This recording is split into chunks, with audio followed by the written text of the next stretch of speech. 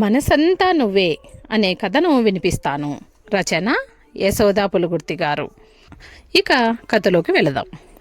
ఢిల్లీ నుంచి హైదరాబాద్కు వెళ్లేందుకు ఎయిర్పోర్టుకు వచ్చిన చంద్రమౌళి ఫ్లైట్ గంటన్నర లేటుగా బయలుదేరుతుందని తెలుసుకొని నిట్టూరుస్తూ లాంచ్లో సోఫాలో కూర్చొని మ్యాగజైన్ చదువుతున్నాడు. ఇంతలో ఎక్స్క్యూజ్ మీ అని పిలిచేసరికి ఎవరా అని తలెత్తి చూశాడు. ఎదురుగా ఒక 50 ఏళ్లలోపు స్త్రీ. బాగా చదువుకున్నామలా కనిపిస్తోంది. పైగా ఎక్కడో చూసినట్లుగా బాగా పరిచయం ఉన్న వ్యక్తిలా తోచింది. మీరు మౌలి కదూ, చంద్రమౌళి కదూ అని ఆమె అడిగేసరికి యా యు ఆర్ రైట్ అంటూ మీరు అని సందిగ్ధంగా ఆమె వైపు మొహంలోకి చూశాడు. అరే నేను మౌలి, ధరణిని, వైజాగ్ యూయూలో నీ క్లాస్మేట్ని అనగానే ఒక్కసారి గుర్తుకొచ్చేసి ధరణి చేతులు పట్టుకొని ఊపేస్తూ ధరణి నువ్వేనా, ఎన్నాళ్ళకెన్నాళ్లకు అన్నాడు గట్టిగా. అమ్మయ్యా గుర్తుపట్టావు కదా, మీ మగాళ్ళందరూ ఒకటి, ప్రతీదీ తొందరగా మర్చిపోవడం, పక్కనే ఆడవాళ్ళు ఉంటారు కాబట్టి అన్నీ గుర్తు చేస్తారు కాబట్టి బతికిపోతారు అనగానే నువ్వు నీ మాటలు అన్నీ అలాగే ఉన్నాయి ధరణి. నిజమే, మీ ఆడవాళ్ళు ఉన్నారు కాబట్టి మేము సర్వైవ్ అవుతున్నాం తల్లి, సరేనా అనగానే ధరణి పక్కు నవ్వేస్తూ ప్రస్తుతం ఎక్కడ ఉంటున్నావు మౌలి? 2 సంవత్సరాల క్రితం మన కాలేజ్ రీయూనియన్ ఫంక్షన్ జరిగినప్పుడు రాలేదేంటి అని ప్రశ్నించింది. అవును, నేను రాలేకపోయాను ధరణి, రావాలని అన్ని ఏర్పాట్లు చేసుకున్నాను. కానీ ఆఖరి క్షణంలో యూనియన్ బడ్జెట్కు కావాల్సిన కొంత సమాచారాన్ని సేకరించే అసైన్మెంట్ రావడంతో నాకు ప్రయాణం క్యాన్సిల్ చేసుకున్నాను. నీకు తెలియదు కదూ, నేను ఇక్కడే ఢిల్లీలో ప్లానింగ్ కమిషన్ ఆఫ్ ఇండియాలో చీఫ్గా వర్క్ చేస్తున్నాను. ఇంతకీ మీ రీయూనియన్ ఫంక్షన్కి అందరూ అటెండ్ అయ్యారా? ఆల్మోస్ట్ అందరూ, ఒక్క 4 తప్ప. నువ్వు, రవలి, వాసంతి, శేఖర్ మాత్రం రాలేదు. రవలి పేరు వినగానే అతని ముఖం నిండా నైరస్యం మల్లుకుంది. రవలి ఎలా ఉంది ధరణి, ఎక్కడుంది, ఎప్పుడైనా కలిసావా అని అడగగానే లేదు మౌలి, మేము బెంగళూరులో ఉంటున్నాము. మా అమ్మాయి డెలివరీ కని ఢిల్లీ వచ్చాను 4 నెలల క్రితం.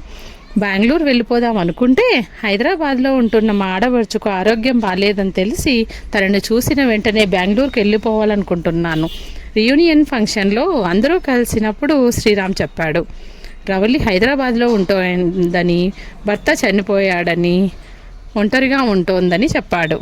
ఎప్పుడూ ఏదో ఒక సమస్యతో నేనెప్పుడూ చూడలేకపోతున్నాను రవలిని.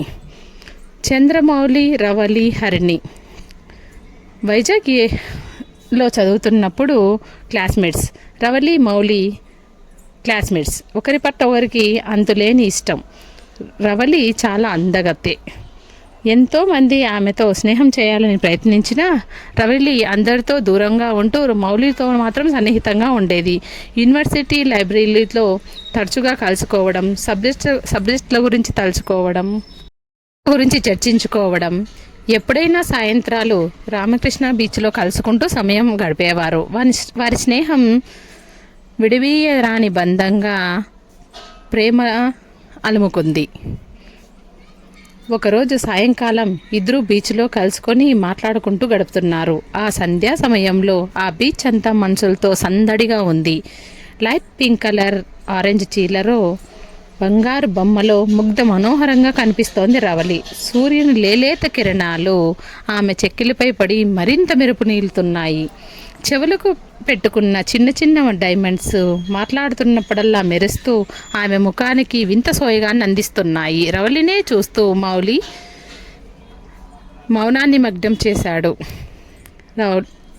రవలి ఏం చేస్తావు నెక్స్ట్ అని అడిగాడు. నాకు డాక్టరేట్ చేయాలనుంది అని అంది రవలి. మరి నువ్వు? ఏముంది, మంచి జాబ్లో సెటిల్ అవ్వడం, రవలి అనే అమ్మాయిని పెళ్లి చేసుకుని స్థిరపడడం అంతే అన్నాడు.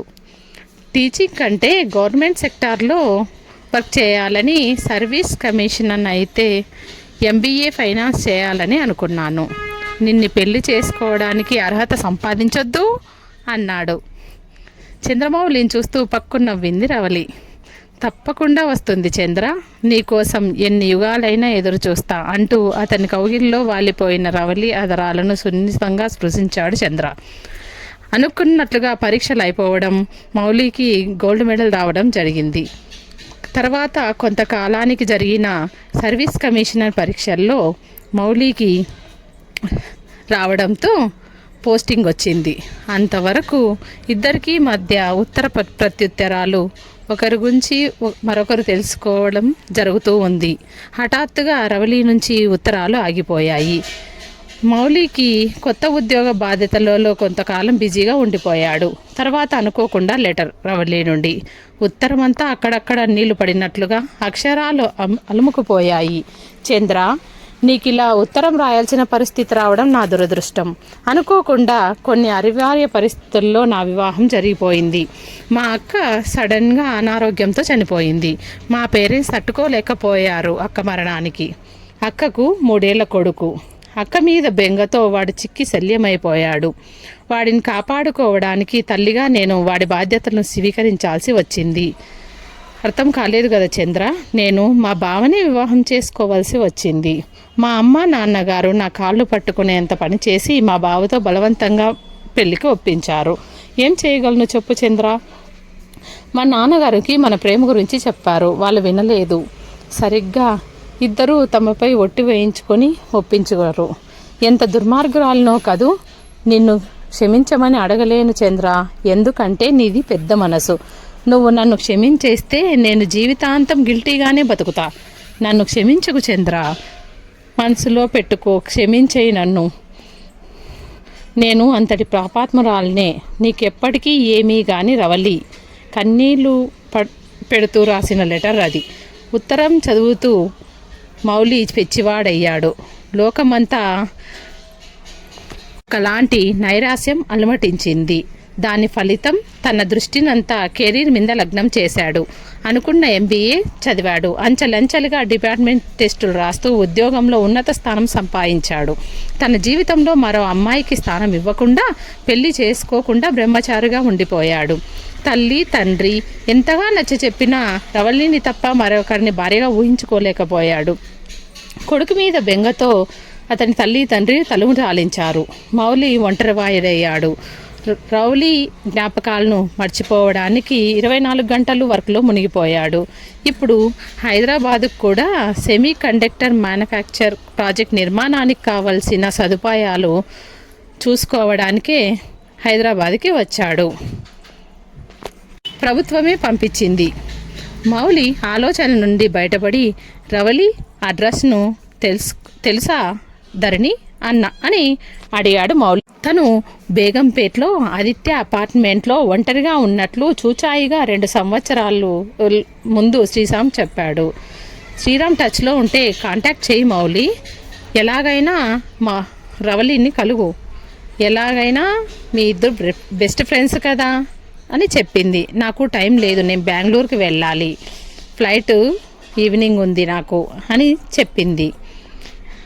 అప్పట్లో ఎవరికీ తెలియని విషయం, తను రవలి ఇద్దరు ప్రేమించుకున్నారని. టైం అవ్వడంతో మౌలి ధరణి తన సీట్లలో నుంచి లేచి ముందుకు సాగారు. హైదరాబాద్లో 4 రోజుల్లో ప్రాజెక్టుకు సంబంధించిన విషయాలను కూలంకుషంగా సర్వే చేశాడు. మర్నాడు ఫ్లైట్కి వెళ్ళిపోవాలి మౌలి. రూముకు వచ్చాక ధరణి చెప్పిన విషయాలే ఆలోచించాడు మౌలి. భర్త చనిపోతే రౌలి ఒంటరిగా ఉండడం ఏమిటి? పిల్లలు లేరా తనకు? అప్పట్లో అత్తకొడుకు కోసమని పెళ్లికి అంగీకరించానని చెప్పిన రౌలి ఒంటరిగా బతకడానికి కారణమేమిటి అనుకుంటూ ఒకసారి రౌలి కోసం ప్రయత్నించడంలో తప్పేమిటి అని అనుకున్నాడు. రవలి అడ్రస్ను ఎంక్వైరీ చేయడానికి బయలుదేరాడు. మొత్తానికి ఒక 6 గంట శ్రమ పడిన తర్వాత ఎవరో చెప్పారు, ఆదిత్య అపార్ట్మెంట్ పక్క సందులో ఉందని. ఇంత కష్టపడి వెళ్తున్నందుకు రవలి కనిపిస్తే బాగుండన్న తలంపుతో ముందుకు నడిచాడు. ఆ అపార్ట్మెంట్ దగ్గరకు వచ్చి అక్కడ ఉన్న వాచ్మెన్ను రవలి గురించి అడిగితే, రవలమ్మ గారా, ఫ్లాట్ నెంబర్ 301కి వెళ్ళండి సార్ అనేసరికి లిఫ్ట్లో 3rd ఫ్లోర్కి చేరుకొని మెయిన్ డోర్కి వచ్చాడు. అతనిలో ఏదో ఉద్వేగం. 23 సంవత్సరాలైంది రవలిని చూసి. రవలి ఆనందంగా తన భర్తతో పిల్లతో సుఖంగా ఉండాలని కోరుకున్నాడు. కానీ తను విన్న విషయం చాలా బాధతో కుదిపేస్తోంది. అయినా ఇంత దూరం వచ్చాక రవలి గురించి తెలిసి కూడా కలుసుకోకపోవడం అమానుష్యం కాదా అని ఆలోచిస్తుంటే రవలి ఇంటి తలుపు సడన్గా తెరుచుకుంది. లోపల నుంచి పనిపిల్ల బయటికి వస్తూ బయట నిలబడి ఉన్న చంద్రమౌళిని చూస్తూ ఎవరి కోసం సారు అని అడిగింది. రవలి గారు ఇదే కదూ అని ఆత్రంగా అడిగేసరికి అవును సారు ఇదే అని చెప్పింది. నేను అమ్మగారికి బాగా తెలుసు, లోపలికి రమ్మనమని సోఫాలో కూర్చోమని చెప్తూ విషయం చెప్పడానికి లోనికి వెళ్ళి ఒక 5 నిమిషాల్లో వస్తారని కూర్చోమని చెప్పి బయటికి వెళ్ళింది. మౌలికి భరించరాని టెన్షన్గా ఉంది. ఇంట్లో ఏ సందడి లేదు, చాలా సైలెంట్గా ఉంది. లోపల నుంచి ఒక స్త్రీ నెమ్మదిగా నీరసంగా నడుచుకుంటూ వచ్చింది. ఎవరు వచ్చింది అని అడుగుతూ ఆమె నిశితంగా చూసిన మౌలి తన కళ్ళను క్షణకాలం నమ్మలేకపోయాడు. భూమి కంపిస్తున్నట్లుగా అనిపించింది. తట్టుకోలేకపోతున్నాడు. అవును, ఆమె రవలే. ఒకప్పుడు తన ప్రేయసి, అందాల రాకుమారి. సిగ్న దరహాసంతో అందంగా సుకుమారంగా ఉండే చదువుల సరస్వతి, యూనివర్సిటీలో విద్యార్థుల కలల రాకుమారి. ఇదేమిటి ఇలా ఇంత దినావస్థలోనా? ఆమె అందమైన రూపం ఏమైంది? బక్కగా ఎముకల పోగుతో తెల్ల చీరతో ఏంటి ఇలా ఉంది? ఒకప్పుడు ఆమె విశాల నయనాలతో లోకాన్నే మర్చిపోయాడు మౌలి. కానీ ఇప్పుడు ఆ కళ్ళు గాజు కళ్ళగా బేలగా చూస్తూ ఎవరూ వచ్చింది అంటూ మరోసారి బలహీనమైన గొంతుతో ప్రశ్నించింది. మౌలి గొంతు ఎండిపోతోంది. అక్కడి నుంచి పారిపోగలిగితే బాగుండు అనిపిస్తోంది. కానీ అంతరాత్మ కాసేపు ఉండమంటోంది. చివరకు తనను తాను కూడా తీసుకుంటూ రవలి నన్ను గుర్తుపట్టలేదా అని చేతుల్లో ముఖం దాచుకున్నాడు. నేను రవలి, నీ చంద్రమౌళిని. నాకు ఏమీ కానని ఉత్తరం రాశావు, ఎందుకలా అన్నావు రౌలి అంటుంటే దుఃఖంతో గొంతు బొంగరపోతోంది. అక్కడ రౌలి పరిస్థితి అదే. తన చంద్రన్ చూసిన ఆనందాన్ని ఆమె గుండె తట్టుకోలేకపోతోంది. సోఫాలోకి జారిపోయిన రవలిని 2 చేతులతో ఎత్తుకొని బెడ్రూమ్లో మంచం పైన పడుకోబెట్టి అక్కడున్న నీళ్లు తాగించాడు. 10 నిమిషాల వరకు ఆమె తేరుకోలేకపోయింది. తరువాత కాస్త స్థిమితపడింది. చంద్రను తన దగ్గరకు పిలిచి కూర్చోమని సైగ చేస్తూ అతని ఒడలో తలపెట్టుకుంది. చంద్ర, నన్ను చూడడానికి వచ్చావా? ఇన్ని సంవత్సరాలైంది నిన్ను చూసి. చనిపోయే ముందు నీ ఒడిలో తలపెట్టుకొని పోవాలన్నదే నా చివరి కోరిక చంద్ర. అనకు రౌలి, నిన్ను బ్రతికించుకుంటాను. కానీ ఎందుకు నీకు ఈ దుస్థితి చెప్పవు అంటూ లాలనగా ఆమె ముంగురులను సవరిస్తూ చిన్న పిల్లలా బుజ్జగిస్తుంటే ఆమెలో ఎప్పటి నుంటో కరుడు కట్టిన దుఃఖం కట్టలు తెచ్చుకుంటూ వరదలా ప్రవహించసాగింది. దుఃఖంతో ఆమె భుజాలు కదిలిపోతున్నాయి. కాసేపు అలాగే ఎడవనిచ్చాడు. కాస్త తేరుకున్న రవలి, ఏమి చెప్పను చంద్ర, బావని పెళ్లి చేసుకున్నాక ఆ జీవితంలో సర్దుకుపోవాలనుకున్నాను. ఎవరి కోసం నా సర్వస్వాన్ని త్యాగం చేసి పెళ్లి చేసుకున్నానో వాడు మా అక్క కొడుకు నాకు మానసికంగా చేరువు కాలేదు. నిజానికి మా బావే వాడిని దూరంగా ఉంచాడు నాకు. పిల్లవానికి ఊహ తెలిసేసరికి వాళ్ళ బామా తాతల దగ్గరికే ఎక్కువగా ఉంచేవాడు. అక్కడ వాళ్ళు ఏం నూరు పోసాడో తెలియదు కానీ ఒక అమ్మగా భావించేవాడు కాదు. దూరంగా ఉండేవాడు. బావ గురించిన నిజం అక్క రాసుకున్న డైరీ చదివితే తెలిసింది. బావ పరమ దుర్మార్గుడని, సాడిస్ట్ అని, అక్కను పలు రకాలుగా హింసించేవాడని రాసుకుంది పిచ్చక్క. తనకు ఇక పిల్లడు పుట్టకూడదని వ్యాసెక్టమీ చేయించుకున్నాడు. నేను ఉద్యోగం చేస్తానంటే వద్దన్నాడు. అక్కలాగా నన్ను హింసలు పెట్టకపోయినా నాతో ముభావంగా ఉండేవాడు. కారణం నేను బాగా చదువుకున్నానని, తెలివైన దాన్నని జాగ్రత్తగా ఉండేవాడు. నాకు అర్థం కానిది ఒక్కటే, నన్ను భార్యగా తన కొడుకు ఒక తల్లిగా చూడనివాడు నన్ను పెళ్లి చేసుకోవడంలో అర్థమేమిటి? అయినా భరించాను చంద్ర. జీవితంలో అడ్జస్ట్ అయిపోయాను. అక్క కొడుకు చదువులో వృద్ధిలోకి వచ్చాడు. కానీ నాతో సరిగ్గా మాట్లాడేవాడు కాదు. వాడికి మంచి ఉద్యోగం వచ్చింది బాంబేలో. పోనీలో అక్క కొడుకు ప్రయోజకుడు అయ్యాడని మురిసిపోయాను. అనుకోకుండా బావకు ఆఫీస్లో హార్ట్అటాక్ రావడంతో చనిపోయాడు. నేను ఇక్కడ ఒంటరిగా ఉండలేను, నీతో వచ్చేస్తానురా వంశీ అంటే అక్క కొడుకు ఇష్టపడలేదు. బావపోయిన సంవత్సరానికి వాడి ఆఫీస్లో పనిచేసే కొలిగ్ని ప్రేమించానని పెళ్లి చేసుకున్నానని ఫోన్లో చెప్పాడు. కోడల్ని తీసుకురా వంశీ అంటే చూపించలేదు. నన్ను రమ్మనలేదు. ఎప్పుడు ఎవరూ లేని అనాథలా మిగిలిపోయాను. నాకు ఈ శిక్ష పడాలి చంద్ర. నీలా మంచివాడిని శోభపెట్టిన నేరానికి నాకు మంచి పాఠం చెప్పాడు దేవుడు అని కుల్లి కుల్లి ఏడుస్తున్న రవలిని ఎలాగో సముదాయించడం చేత కావట్లేదు చంద్రకి. ఇలా ఎన్నాళ్ళు ఏడుస్తూ నీ ఆరోగ్యాన్ని పాడు చేసుకుంటావు? నీకు నేనున్నాను రవలి అనగానే, వద్దు చంద్ర, నన్ను ఇలా వదిలి, నన్ను చూడ్డానికి రావడమే అదృష్టం, ఆ తృప్తితో చచ్చిపోతాను అంటున్న రవలి నోటిని తన అరచేత్తో మూస్తూ, చాలు రవలి, ఇక మాట్లాడకు, రేపు ఉదయాన్నే వస్తాను అన్నాడు.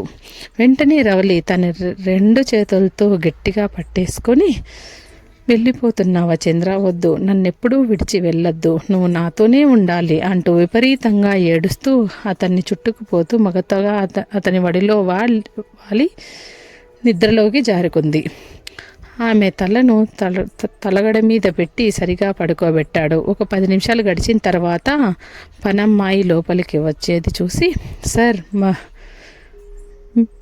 మీరు రవలమ్మ గారికి బాగా తెలుసు అనుకుంటాను.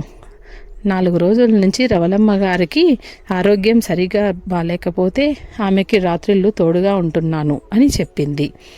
అమ్మగారికి ఏమిటి అనారోగ్యం అని అడగగానే అక్కడే టేబుల్ పైన ఉన్న రవలి మెడికల్ ఫైల్ని చూపించి చంద్రమౌళి చేతికి ఇచ్చింది. ఫైల్ అంతా చూశాడు. ఆమెను ట్రీట్ చేసే డాక్టర్ ఫోన్ నెంబర్ తీసుకున్నాడు. అక్కడ నిలబడి తననే చూస్తున్న పనిపిల్లతో, నేను రేపు ఉదయాన్నే వస్తానని రవలమ్మ గారు లేస్తే చెప్పు, హోటల్కి వెళ్ళి నా రూమ్ ఖాళీ చేసి వస్తానన్నానని చెప్పు, అమ్మగారు లేస్తే ఇదిగో నా ఫోన్ నెంబర్ ఇవ్వు అని చెప్పి హోటల్కి వెళ్ళిన చంద్ర తను ఏం చేయాలో నిర్ణయించుకున్నాడు.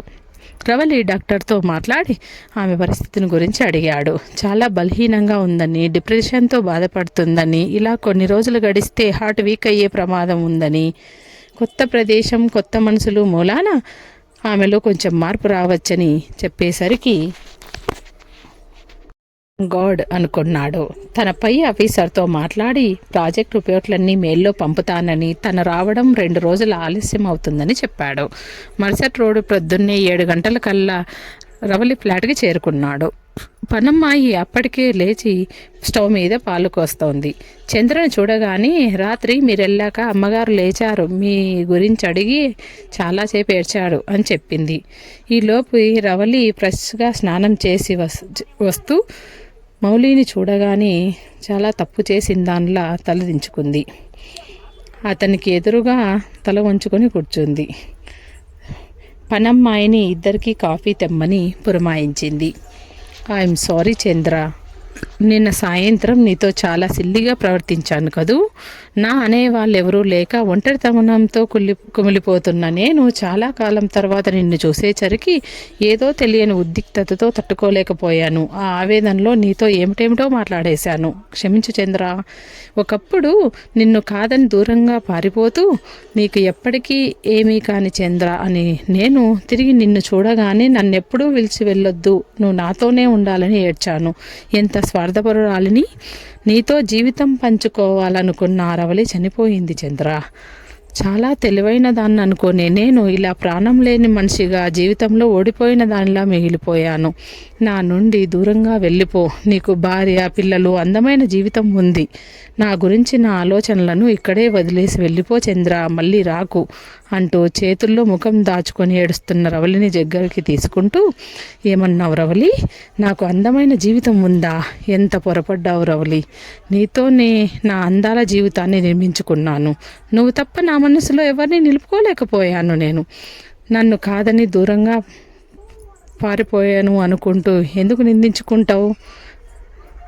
నేనంటే ఇష్టం లేక దూరంగా పారిపోలేదు. నువ్వు పరిస్థితులకు తలవంచాల్సి వచ్చింది. అది నీ తప్పు కాదు. అయినా నేను చూడు, రవిలి భోగభాగ్యాలతో అందనంత ఎత్తులో భోగభాగ్యాలతో ఆనందంగా ఉందని భావించాను. కానీ నీ గురించి ఎందుకు తెలుసుకోలేకపోయాను? ధరణి కారణంగా ఇలా నిన్ను కలవగలిగాను. కానీ లేకపోతే నన్ను నేను క్షమించుకోగలిగేవాడిని కాదు రౌలి. నిన్ను జీవితంలో అసలు కలిసేవాడినే కాదు. మనం ఎన్ని అనుకున్నా ఒక్కోసారి విధిరాతను కాదనరేమో రవలి. అమ్మా నాన్న బతుకున్న నాళ్ళు నన్ను పెళ్లి చేసుకొని బతిమలాడారు. నా మనసంతా నువ్వే నిండినప్పుడు నాకు పెళ్లి చేసుకోవాలనే కోరికే చనిచిపోయింది రవలి. ఇలా ఒంటరిగా మిగిలిపోయాను. ఇలా అనాథలా బతుకుతున్నావని కలలో కూడా ఊహించలేదు. ఒంటరిగా మిగిలిపోయాను. ఎక్కువ మాట్లాడకు. నిన్ను ఇలా ఒంటరిగా వదిలేయలేను. కలలో కూడా ఊహించలేదు. ఢిల్లీకి ఫ్లైట్ టికెట్ బుక్ చేశాను. నువ్వు మునుపటిలా ఆరోగ్యంగా హుషారుగా ఉండాలి రవలి. నీకు మరో అందమైన జీవితం చూపిస్తాను. నువ్వు మునుపటిలా ఆరోగ్యంగా హుషారుగా నీడుగా కలిసి బతుకుదాం. నీకు మరో అందమైన జీవితం చూపిస్తాను. చేద్దువు గాని ఒకరికొకరం తోడుగా నీడుగా కలిసి బతుకుదాం రవలి. నీకు ఇష్టమైన డాక్టరేట్ కూడా పూర్తి చేద్దువు గాని. చంద్రవైపు రవలి నాతో వస్తావుగా రవలి ఇలా అనింది. చంద్ర వైపు చూస్తూ నా జీవితం ఇలా రవలి అద్భుతంగా మలుపు తిరిగిందని చంద్ర నేను ఊహించలేదు. నా జీవితం నిన్ను కలుస్తా నేను ఊహించలేదు. మలుపు తిరుగుతుంది. ఒక్కసారి విధి చేతిలో ఓడిపోయి నిన్ను దూరం చేసుకుని నిన్ను కలుస్తానని మరోసారి ఆ పని చేయలేదు. ఒక్కసారి విధి చేతిలో ఓడిపోయి నిన్ను దూరం చేసుకున్నాను. అతని హృదయానికి ఆ పని చేయలేదు రవలి. నిన్ను వదులుకునే ప్రసక్తే లేదు చంద్ర అంటూ అతని హృదయానికి